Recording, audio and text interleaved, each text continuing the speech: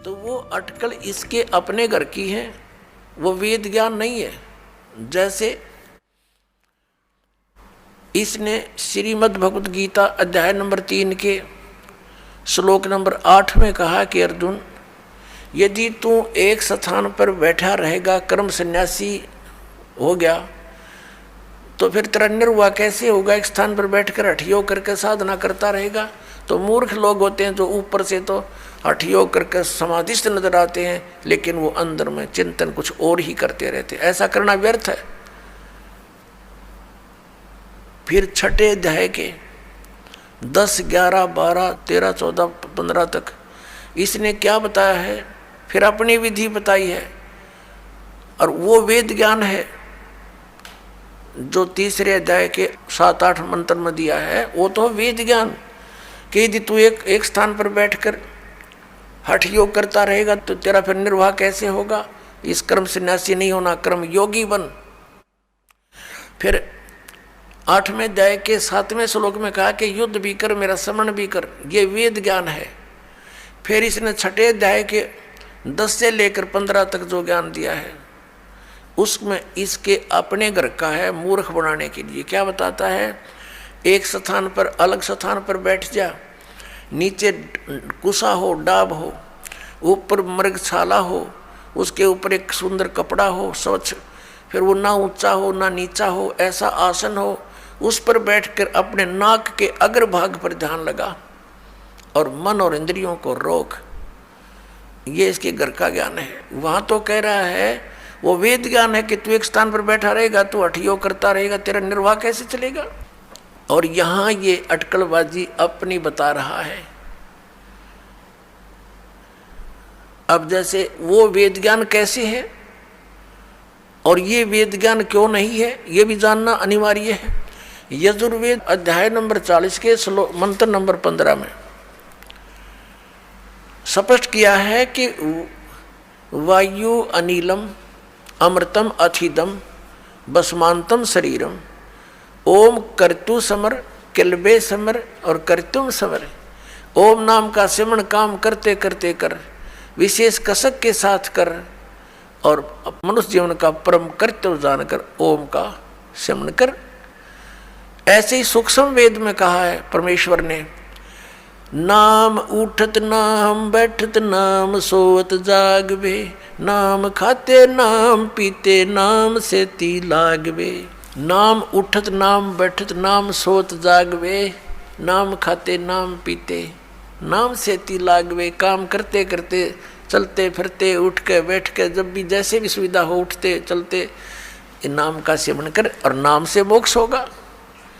केवल नाम ही है मोक्ष का।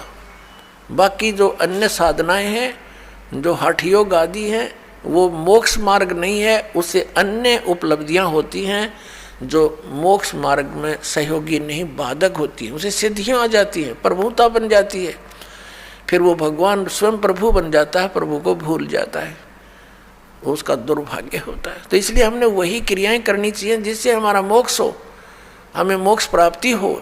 अब यहाँ प्रसंग चल रहा है, हम उसी पर आते हैं कि जो वेदों वाला ज्ञान श्रीमद् भगवत गीता में है वो बहुत ज़्यादा है। थोड़ी सी अटकल है इसकी अपनी। तो इसकी अटकल कैसी है? जैसे दूसरे अध्याय के 37 और 38 में एक बार तो कहता है कि अर्जुन, तू सब लाभ हानि को भूल जा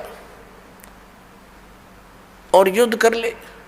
और फिर तुरंत लाभ और हानि याद दिला रहा है कि यदि तू युद्ध में मारा गया तो स्वर्ग की प्राप्ति होगी, और यदि युद्ध में जीत गया तो तू पृथ्वी का राज भोगेगा, तेरे दोनों हाथों में लड्डू। तो ये इसकी अपनी बकवाद थी, जो उसको केवल युद्ध कराना ही उद्देश्य रखा हुआ था। अब यदि श्री कृष्ण जी गीता जी का ज्ञान दे रहे होते तो वो इतना जुल्म नहीं करवाते, क्योंकि वो तो बहुत युद्ध अप्रिय है, वो युद्ध करते ही नहीं। उनको युद्ध अप्रिय है क्योंकि 3 बार गए थे वो शांति दूत बनकर। उनको इसी दृष्टिकोण से कहा करते थे, देखो भाई युद्ध बहुत बुरी चीज़ होती है, टाइम पास करना, अपना टाइम पास कर लो, आधा आधा बांट लो।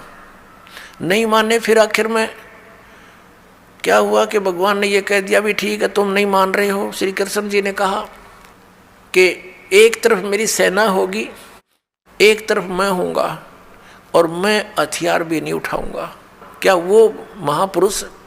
और फिर ये कह सकता है, जब अर्जुन मना करे कि मैं नहीं युद्ध करना चाहता भगवान, और मैं तो ये चाहता हूँ कि मुझे निहत्थे को एक तीर मार के मार दे मुझे दुर्योधन, और मेरी मृत्यु से ये अनर्थ टल जाए, मैं यहाँ तक इच्छुक हूँ, और हम तो भीख मांग कर गुजारा कर लेंगे, ऐसा जुल्म हम नहीं करेंगे। और उस समय ये कह रहा कि ना युद्ध कर, तू मर गया तो स्वर्ग में जाएगा, और मैं युद्ध जीत गया तो राज भोगेगा। अब उसमें गंध भरने लग रहा है ये सारा। जब ये नहीं माना तो उसको ज्ञान देने लगा, ज्ञान के भी प्रश्न उत्तर करता रहा। अर्जुन सोचा था इससे पीछा छूटा, किसी तरह यो मन बख्श दे। अंत में जब नहीं मानता दिखा अर्जुन, तो उसने विराट रूप दिखा दिया, भयंकर। अब कलेजा फट गया उसका, अर्जुन का। और लास्ट में फिर ने सारा कुछ ज्ञान देकर अपना, और कुछ वेदों का ज्ञान तो है इसमें अधिक। फिर लास्ट में 18 अध्याय के 67-68 में पूछा है कि क्या तुझे ज्ञान हो गया, अब बोल क्या करेगा? अर्जुन बोला मैंने बहुत ज्ञान हो गया, मैं तो युद्ध करूंगा। अब उसने सारा दृष्टिकोण पढ़ लिया उसका कि ये युद्ध कराना चाहता है, और यदि मैंने मना कर दिया और इसने एक बार वो दृष्टि फिर दिखा दिया, मेरा हार्ट अटैक हो जाएगा, तो ये तो काम मेरा तो बनेगा। इसलिए अर्जुन ने कह दिया ठीक है भगवान, जो आपकी आज्ञा होगी वही करूँगा, और नाश करा दिया।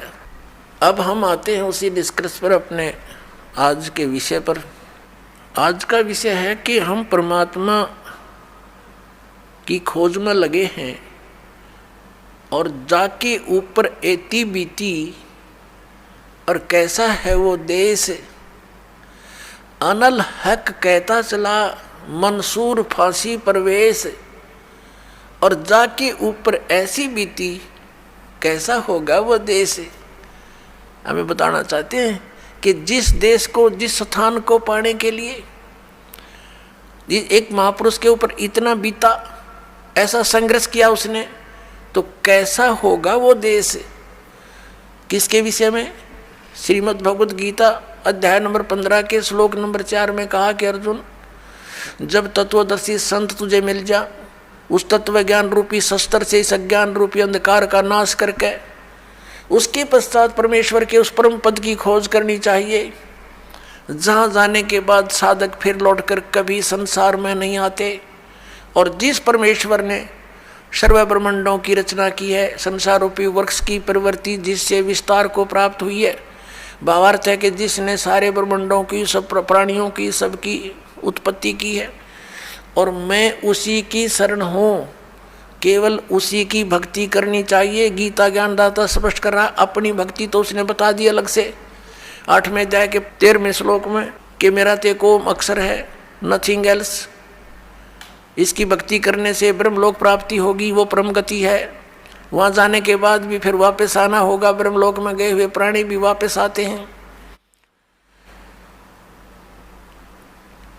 और गीता ज्ञानदाता 2 अध्याय के 12वें श्लोक में, और 4 अध्याय के 5वें श्लोक में, और 9वें श्लोक में, 10वें अध्याय के 2 श्लोक में गीता जी में कहता है कि अर्जुन, तेरे और मेरे बहुत जन्म हो चुके हैं, तू नहीं जानता, मैं जानता हूँ। मेरे कर्म और जन्म अलौकिक है। इससे सिद्ध होगा कि इस गीता ज्ञानदाता कहता 8वें अध्याय के 13वें श्लोक में, ओम इति एकाक्षरम ब्रह्म व्यवहारण माम अनुसमरण ये प्रयाति तजम देहम स याति परमाम गतिम। मुझ ब्रह्म का केवल एक ओम अक्षर है, नथिंग एल्स। जैसा आप जी ने शिव महापुराण में अपनी आंखों देखा था कि मेरे मुख से ये ओंकार एक प्रणव मंत्र उच्चारण हुआ था,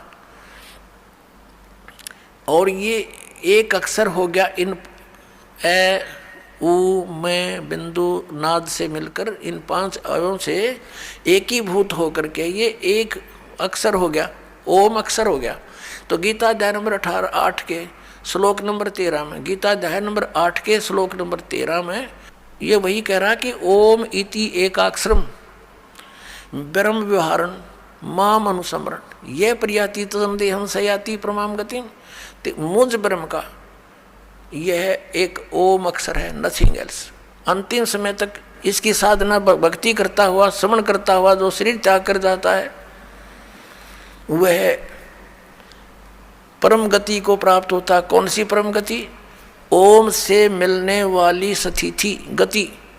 वो क्या है? वो ब्रह्मलोक प्राप्ति है। 8वें अध्याय के 16वें श्लोक में कहा कि ब्रह्मलोक पर्यंत भी सभी पुनरावृत्ति के अंदर वहाँ गए प्राणी भी पुनर्जन्म हो आते हैं, क्योंकि ये खुद कहता है मेरा भी जन्म होता है, तेरा भी होता है। तो इससे जन्म मृत्यु और ये दीर्घ रोग परम शांति, ये दीर्घ रोग नहीं नष्ट हो सकता और परम शांति नहीं हो सकती। इससे ये भी सिद्ध हो गया कि गीता ज्ञानदाता वही है जो शिव महापुराण के अंदर ब्रह्मा और विष्णु को ये कह रहा था, और शिव को और महेश्वर को उनसे भिन्न है। वो कह रहा था कि तुम ईश नहीं हो, तुमने सब मुझसे ही कुछ ये विभाग प्राप्त किए हैं और तुम प्रभु बन बैठे। और फिर ये भी कहा कि मेरा एक ओम अक्षर है, 5 अणु से बना हुआ, ये एकीभूत होकर के ये एक अक्षर ओम है, वर्ण है, ओम अक्षर है। तो इससे सिद्ध हो गया कि वही सदाशिव, वही काल ये गीता ज्ञान दे रहा है, जो श्री ब्रह्मा जी, श्री विष्णु जी, श्री शिव जी और इसी महेश और रुद्र को कह रहा पुत्र हो तुम मेरे, ये उनका पिता है।